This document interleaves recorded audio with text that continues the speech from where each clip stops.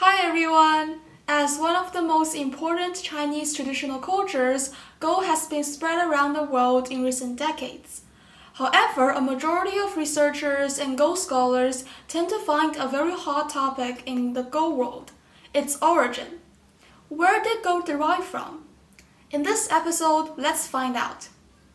There is this common legend that recounts the invention of this complicated intellectual sport. Back about 5,000 years ago in China, there was an emperor, Yao, that ruled the era. However, his son Danzhu was quite naughty and could not concentrate on his academic pursuits at that time, so Yao created a game to instruct Danzhu to be more intelligent.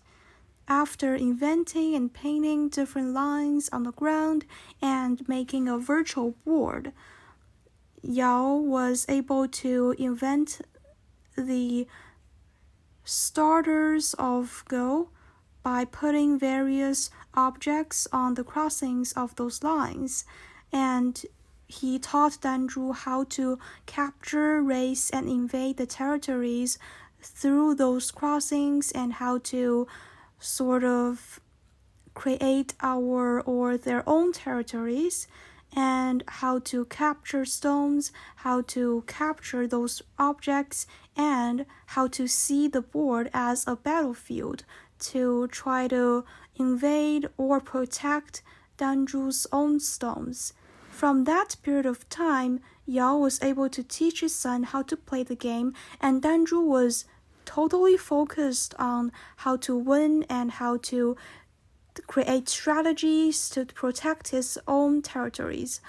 Therefore, by inventing or creating this intellectual game on the ground using a very simple board, then Yao was able to let Danzhu focus on his studies and make strategies that would be helpful in his future battles and wars against other regions of the era.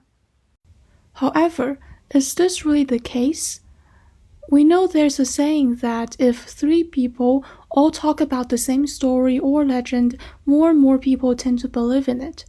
However, some scholars and Go researchers in the field found that Danzhu and Yao were merely just a legend than the truth.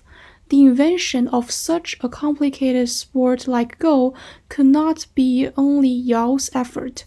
It must be developed and evaluated and enhanced during those 5,000 years of history. It might be probably true that Yao firstly came up with the idea of creating such a sport, but the patterns and changes of the latter parts on the chessboard were invented or studied by generals and elites in ancient China. We know that a group of individuals and elites tended to play Go during wars or during their spare time in different eras after Yao's rule.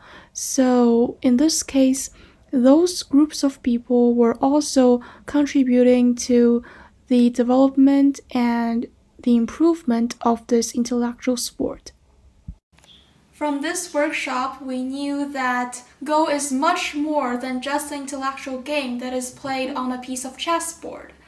It contains more than 5,000 years of Chinese history, and the thing that I'm most proud of is that Go derived from my motherland, ancient China. Plus, Go was not invented by just one single person or an emperor.